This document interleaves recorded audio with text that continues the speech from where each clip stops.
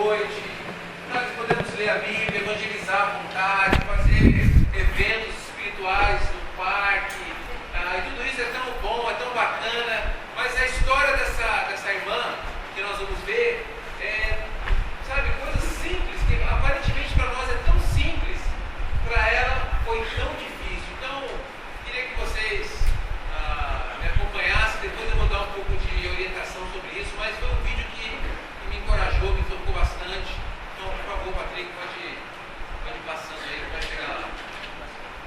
Passa mais um aí.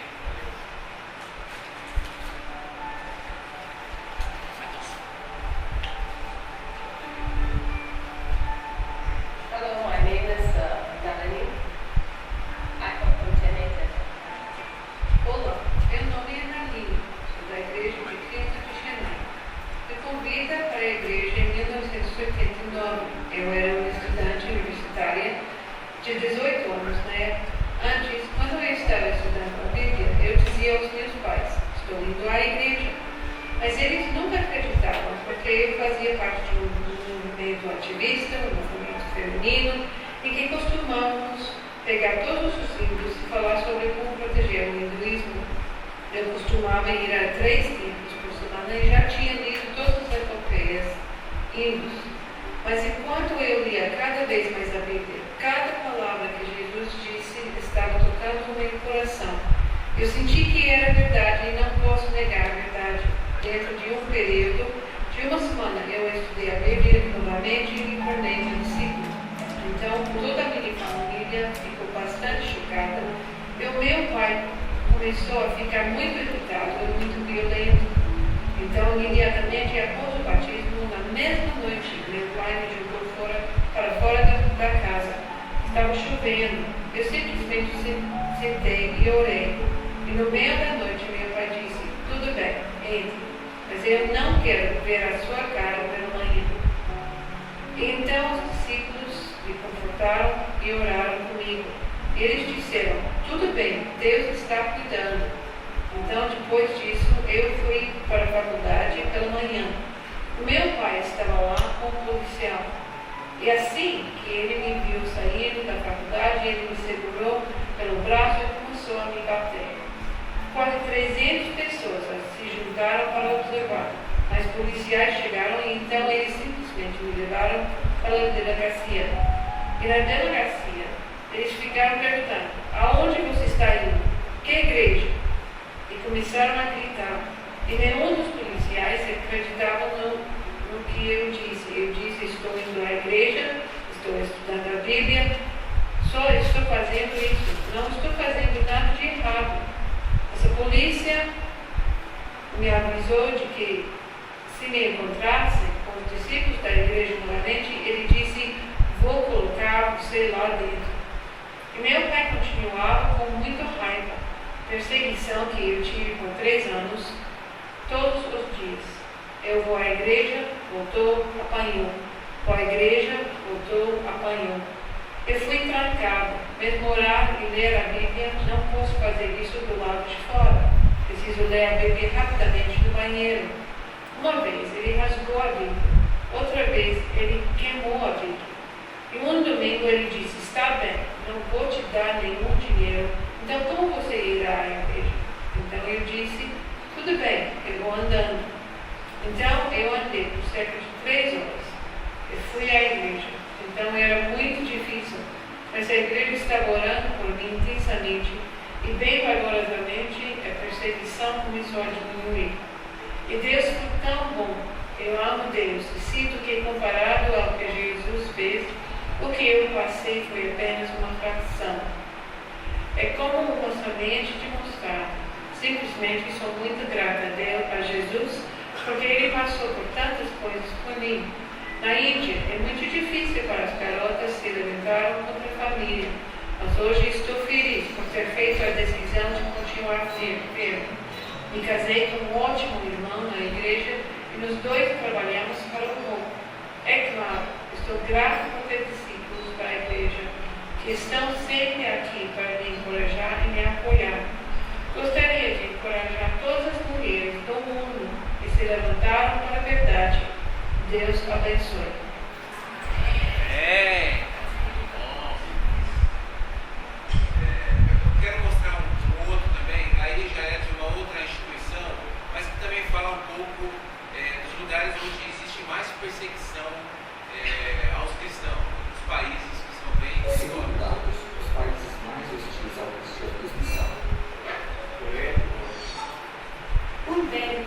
extremista que domina o país vê a religião e, sobretudo, o cristianismo como uma ameaça à soberania do Estado. Os cristãos descobertos neste país são enviados aos campos de concentração, torturados e mortos. É proibido qualquer conversão de muçulmano ao cristianismo. Os que se convertem devem esconder a sua fé sob pena de serem presos ou mortos. Arábia Saudita. O Islã é a religião oficial do Estado e nenhuma outra pode ter expressão pública. A conversão a outra religião é considerado um crime punível com a morte, se o acusado não se retratar. O país não possui uma legislação, sendo então governado por extremistas islâmicos que não permitem qualquer trabalho missionário. Como em outros países, alguém que se converte ao cristianismo também é punido com a morte. De acordo com a lei de Sharia, qualquer muçulmano que se converta ao cristianismo pode receber a pena de morte. As igrejas domésticas são vigiadas pela polícia secreta e há constantes relatos de prisões e torturas. Apesar da forte presença do cristianismo no país, nos últimos anos tem sido marcado por uma série de atentados contra igrejas, seminários, orfanatos antigos, organizações cristãs, padres, bispos e religiosos são constantemente ameaçados de morte. Há relatos de cristãos vendidos como escravos e até crucificados em locais públicos. Desde a queda do regime de Saddam Hussein, grupos islâmicos radicais têm assumido o poder e perseguido milhares de cristãos. Em 2003, calculava-se o número de cristãos em 3 milhões. Hoje, existem pouco mais de 300 mil. Quase 80% dos cristãos estão deixando sua terra natal por causa da perseguição. As minorias religiosas, incluindo o cristianismo, têm sofrido com a lei da blasfêmia que pune com prisão perpétua ou morte aqueles que escutaram o Corão ou o profeta Maomé. 138 cristãos foram acusados pela lei, sendo 18 já executados. O grupo radical Boko Haram tem reivindicado para si os atentados, que já mataram mais de 2.800 pessoas e destruído igrejas e instituições cristãs em todo o país.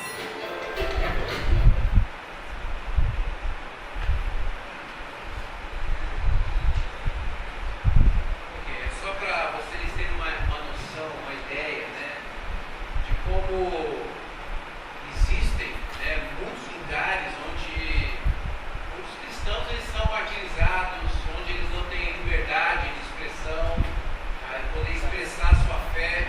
E nós temos muitos discípulos da nossa comunidade que estão enfrentando, neste momento, vivem em lugares onde eles são perseguidos, onde eles têm dificuldade de expressar a sua fé. Como nós podemos nos juntarmos aqui numa noite como essa para adorar a Deus? Então, quando eu li a história, né, da nossa irmã, eu fiquei muito comovido e refletindo, né, tentando me colocar no lugar dela, porque coisas simples, né, imagina coisas tão simples como ler a Bíblia, orar, ir ao culto, evangelizar, ela não conseguiu fazer na sua juventude, ela não conseguiu por causa da perseguição dos pais, e no mundo, como eu mostrei, há muitos cristãos que estão passando de fato por dificuldades, estão sendo perseguidos, e eu fiquei pensando nesse vídeo, o que nós podemos aprender com isso? O que nós podemos tirar de lição dessas coisas que acontecem hoje na vida de muitos cristãos? Então, eu fiquei pensando, porque apesar nesses países, né, você encontrar perseguição clara por causa do governo, por causa do Estado, é interessante imaginar o seguinte: a Bíblia, segundo a Bíblia, qualquer um que estiver unido com Cristo vai ser perseguido. E independente, né, não é só quem vive não no país muçulmano ou hindu, ou seja lá qual for a religião predominante no lugar. Então, perseguição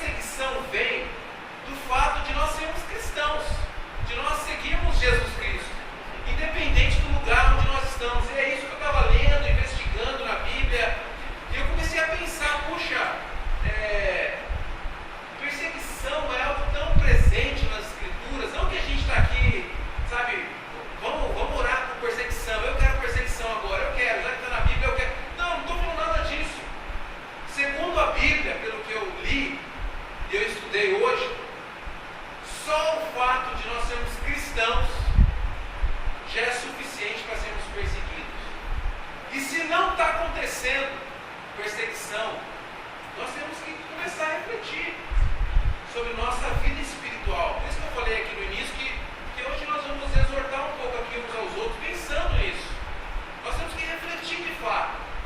Porque quando eu leio a Bíblia, o pensamento de Jesus rema muito contra a maré da sociedade, os pensamentos, né, filosóficos, humanos, vai muito contra. Jesus foi um homem que imprimiu uma mensagem muito radical, muito diferente, muito oposta ao que estava acontecendo naquele período, o que acontece hoje. Então, eu comecei a olhar para mim assim, me sentindo um pouco mal, no sentido de talvez eu estar muito conformado, sabe, com a sociedade, com a minha vida, e o dia a dia, e, sabe, me adequando demais ao status quo, e talvez indo contra aquilo que de fato Jesus espera de cada um de nós e de mim também. Então, queria só mostrar nas escrituras como isso é real. Então, a primeira coisa, para você ter perseguição, não precisa você ir lá para morar na Índia, não é necessário você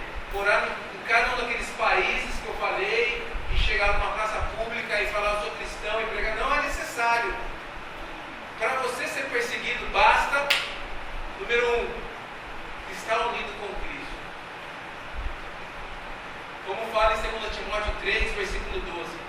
Todos os que querem viver a vida cristã, unidos com Cristo Jesus, serão perseguidos. Todos. Então, primeira coisa, para você ter perseguição, basta estar unido com Cristo Jesus. Porque quando estamos unidos com Ele, começamos a buscar viver como Ele viveu, a defender as convicções que Ele defendeu. E aí então nós começamos a ter, mesmo num país como o nosso, tranquilo, seguro, onde você tem liberdade de expressão, você pode ter perseguição. E eu conheço muitos cristãos que são ridicularizados, por exemplo, na universidade, jovens, porque defendem a fé, defendem a castidade, não defendem sexo fora do casamento. E por causa desse tipo de convicção, são perseguidos. Muitos que acreditam e defendem o namoro puro são perseguidos porque o mundo não entende isso, não compreende, não aceita. Mesmo às vezes o mundo religioso não consegue aceitar e entender a honestidade no trabalho. Muitos são perseguidos no trabalho por isso, porque são honestos, não mentem, não vão fazer aquilo que pedem para fazer de errado, e por isso são perseguidos. Basta estar unido com Cristo Jesus, porque quando você está unido com Ele, Jesus ele imprime em nossos corações uma mensagem transformadora, radical, que nos leva a refletir de fato sobre a vida. Perseguição contra os valores moral, né, que Cristo imprime para nós também. A família hoje, a família tem sido muito perseguida por causa dos movimentos que existem, que vão contra o pensamento de Deus, né, o casamento de pessoas do mesmo sexo. São coisas que vão contra o princípio bíblico, e se a gente se posiciona, se a gente no sentido, não que a gente tem que sair por aí, sabe, defendendo a bandeira, brigando, não estou falando nada disso, estou falando da gente realmente se posicionar quando for necessário, quando for exigido de nós um posicionamento.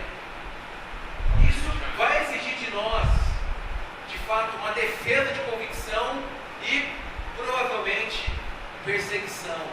Então nós temos que pensar sobre isso, porque para ter perseguição basta estar unido com Cristo Jesus. Se não tem perseguição, temos que pensar como que está a nossa união com Cristo Jesus. Como que ela está? Até mesmo nossos filhos, nessa relação familiar, às vezes a coisa quer sair do controle, quer perder, sabe, a direção espiritual que a gente está tentando imprimir. Tudo isso faz parte, e nós temos que pensar de fato como anda a nossa união, porque quando somos perseguidos, revela que estamos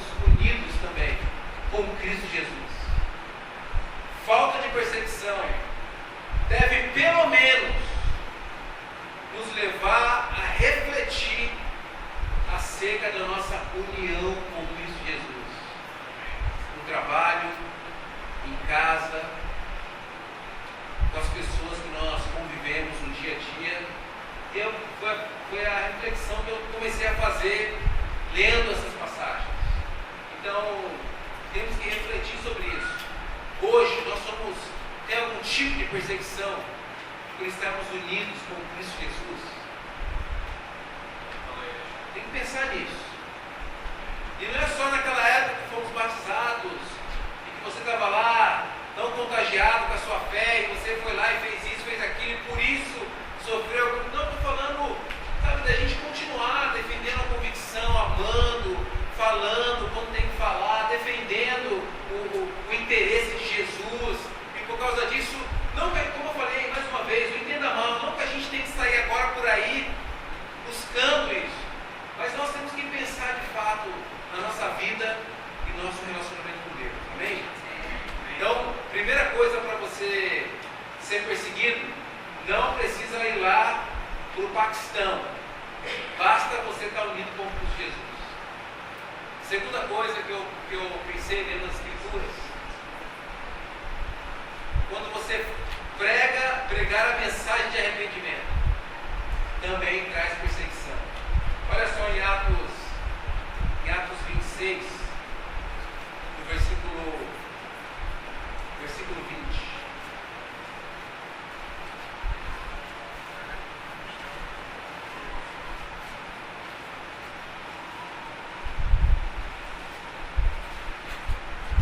Vamos ler a partir do 19. E Paulo terminou dizendo: portanto, ó rei Agripa, eu não desobedeci à visão que veio do céu. Anunciei a mensagem primeiro em Damasco e depois em Jerusalém, em toda a região da Judéia e entre os não-judeus. Eu dizia a todos que eles precisavam abandonar os seus pecados, voltar para Deus e fazer coisas que mostrassem que estavam de fato arrependidos. Foi por isso que alguns judeus me agarraram quando eu estava no pátio do templo e quiseram me matar. Olha para aqui. Olha só a situação de Paulo aqui. E nós conhecemos bem o apóstolo Paulo, só você ler as cartas, sabe que ele era um homem cheio de fervor, de amor, uma pregação eloquente, onde ele falava de uma maneira muito profunda e forte das convicções de Jesus. E a mensagem que ele fala, que ele pregava, anunciava nas igrejas, era que as pessoas precisavam abandonar os pecados, voltar para Deus e fazer coisas que mostrassem que de fato elas estavam arrependidas. E o que fizeram com ele por causa disso? O que aconteceu com Paulo por ter esse tipo de pregação? Tentaram matá-lo, exatamente. As pessoas começaram a persegui-lo, porque ninguém gosta de ouvir a verdade. Eu não gosto, você não gosta. Quanto mais aquele que você estuda a Bíblia, que você está convidando para conhecer Jesus, ou talvez outros indivíduos que estão no nosso meio, no nosso dia a dia, ninguém gosta. Mas quando você fala dessa verdade, incomoda as pessoas. E essa é a pergunta que a gente tem que fazer para nós mesmos. Nós temos feito isso. Nós temos falado a verdade. Nós temos chamado as pessoas a abandonarem os seus pecados e voltar para Deus e fazer coisas que mostram que estão de fato arrependidas. Temos feito isso, temos falado, temos compartilhado dessas coisas. E muitas vezes ficamos com medo, inseguros, porque é isso que eu estou falando, o status quo, sociedade é tudo, sabe, paz e amor, os livros que fazem mais sucesso são os livros de autoajuda, onde você, sabe, sempre vê o lado bom da coisa, onde você está sempre tentando encontrar uma forma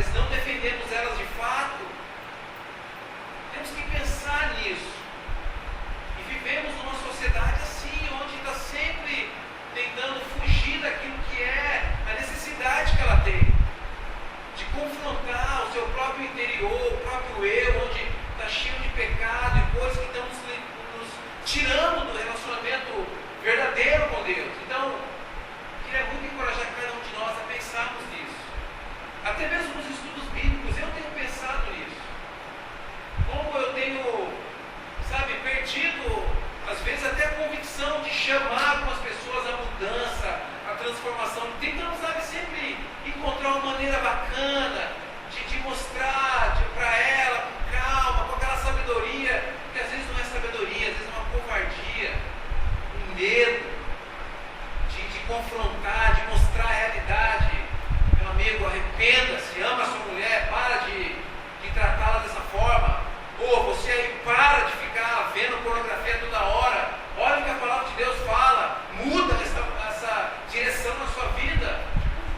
E muitas vezes esse medo, essa insegurança vai criando um sistema, um modelo religioso não saudável, onde pessoas entram aqui sem convicções, e é a primeira luta que tem, desanima, desmancha e vão embora mesmo. Por isso eu quero encorajar cada um de nós a pensarmos nisso. Pensarmos na mensagem que a gente tem transmitido, porque quando você transmite essa mensagem, vem perseguição. Não estou falando para a gente agir sem sabedoria, sem amor, não estou falando nada disso, mas eu estou falando de nós sermos sinceros, honestos, cheios da verdade e da graça, como Jesus era e é por meio da palavra e do Espírito Santo. Amém? Última coisa, só para a gente... Tá bom. A conduta cristã. Então, a primeira coisa que nós falamos é: só estar unido com Cristo já vai atrair perseguição. A segunda coisa, quando você prega a mensagem de arrependimento, traz perseguição também. E a última coisa que eu estava lendo, que eu encontrei, isso aqui, a conduta cristã. A conduta cristã também traz perseguição. Só para a gente ler a última passagem, 2 Pedro, capítulo 3, no versículo 13.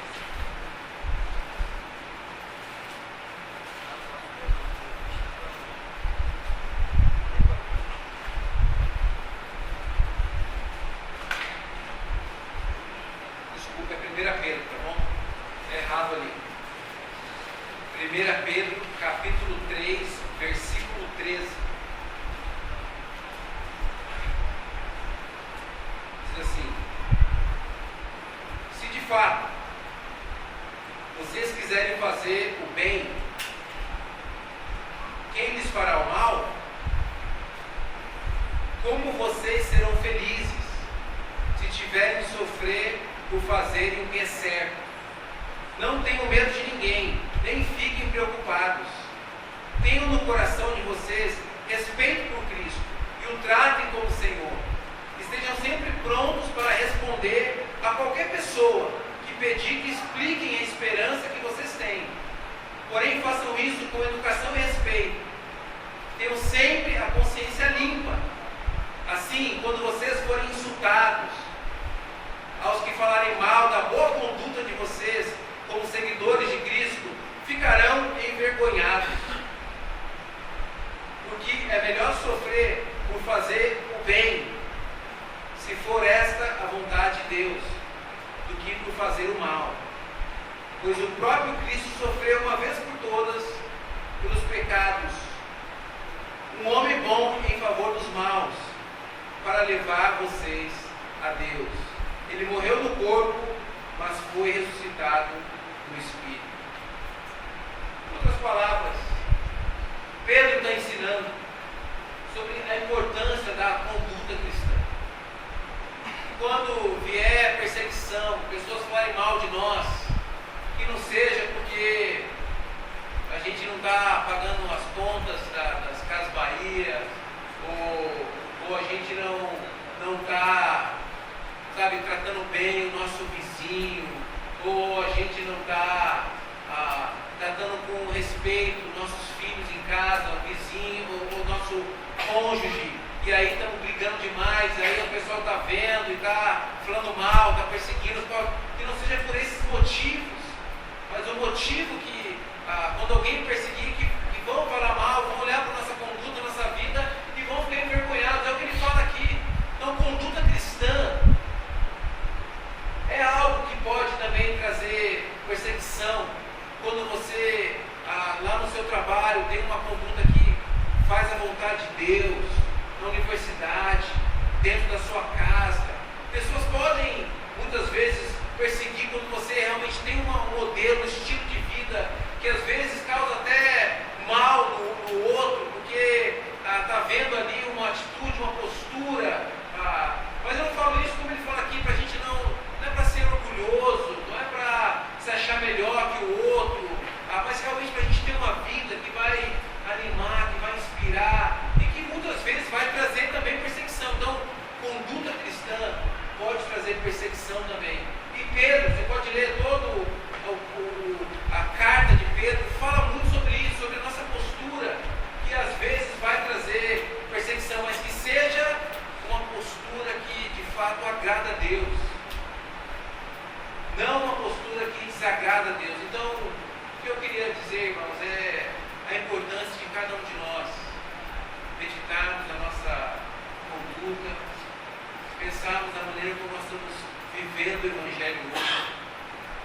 Eu não sei como está a sua vida, mas eu tenho pensado muito na minha, na importância que eu tenho de fato aproveitar esse pouco tempo que nós temos aqui na terra e viver intensamente a fé cristã.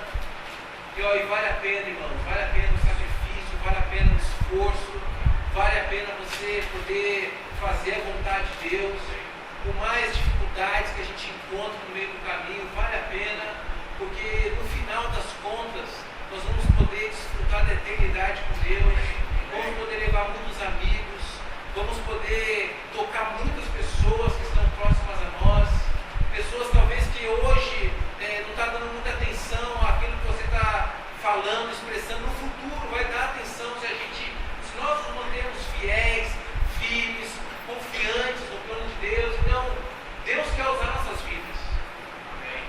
Então, fale. E nós temos inúmeros exemplos aqui na igreja de pessoas que numa situação constrangedora falou a verdade e aquela pessoa despertou, porque ninguém nunca tinha falado assim com ela. Muitos testemunharam isso para mim, eu só estou na igreja hoje porque teve uma pessoa que entrou e falou algo que ninguém jamais teve coragem de falar. Por isso que eu estou aqui hoje, até hoje, porque isso me tocou profundamente. Nenhuma igreja, nenhum amigo, nenhum pastor, ninguém, mas tinha um amigo que não era pastor, que era um discípulo, mas que foi lá e falou algo que ninguém teve coragem de expressar. Então, queria muito que nós valorizássemos as coisas que Deus tem transmitido para cada um de nós. Isso é poderoso e pode transformar muitas vidas. Então, não precisa ir lá para o Paquistão. Podemos aqui sofrer perseguição e é muito bacana quando você vê isso acontecendo. Não que a gente está torcendo por isso, mas eu fico feliz quando vem um discípulo e fala: puxa, ora por mim, em casa está tão difícil, meus pais estão perseguindo, não quer mais que eu vá à igreja, estão falando, estão na minha cola, está assim, está assado. No sentido, eu fico feliz porque eu sei que esse discípulo lá, ele está tendo um impacto por causa da fé dele. E é claro que a gente anima, encoraja, vai lá, ama bastante, arruma a casa, seja carinhoso, toma cuidado, zela, faz isso, faz aquilo, porque nós não queremos isso. Mas, por outro lado, quando alguém é comprometido com a causa, participando dos cultos, dos bate-papos, pregando o Evangelho, unido com a família, vai acontecer, pode acontecer. E no sentido, é bom, porque mostra que aquela pessoa está defendendo o Evangelho, defendendo a causa, e nós temos que refletir sobre o nosso caminhar com Cristo. Vamos terminar com oração. Pai, eu te agradeço muito pela noite que o Senhor tem dado a nós aqui, de oração, de meditação na palavra, de convívio cristão. Pai, muito obrigado por esses irmãos que nós temos ao redor do mundo, que estão sofrendo tantas perseguições. Eu quero orar, Deus, por eles. Quero interceder por cada um. Que o Senhor dê forças, dê coragem. Pai, que o Senhor abra esses países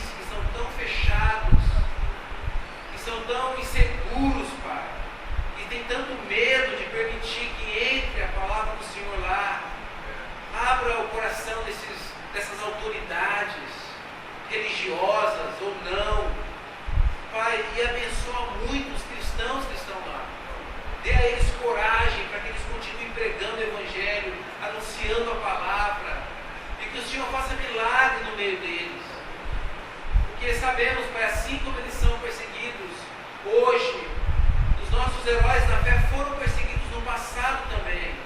E graças à perseverança deles, à insistência, nós estamos aqui, Pai, como frutos espirituais desse amor, dessa entrega e dessa devoção. Pai, também te agradecemos por vivermos num país onde nós temos liberdade de expressão, onde podemos orar em praça pública, compartilhar nossa fé na universidade, em qualquer parte da cidade. Te louvamos por isso, Pai. Então, Deus, ajude-nos a aproveitarmos melhor as oportunidades e pregarmos mais a palavra e termos uma conduta melhor nos ambientes onde nós estamos. E também, Pai, ajude-nos a, por meio dessa união contigo, testemunhar também que nós te amamos e defendemos a causa que o Senhor defendeu e defende por meio da sua palavra e seus ensinamentos. Então, Deus, nos use, nos capacite, abra nossa mente, nos leve, Pai, nessa noite a refletir o tipo de cristianismo que estamos vivendo hoje. Pai, nós te amamos muito e tudo isso é ótimo.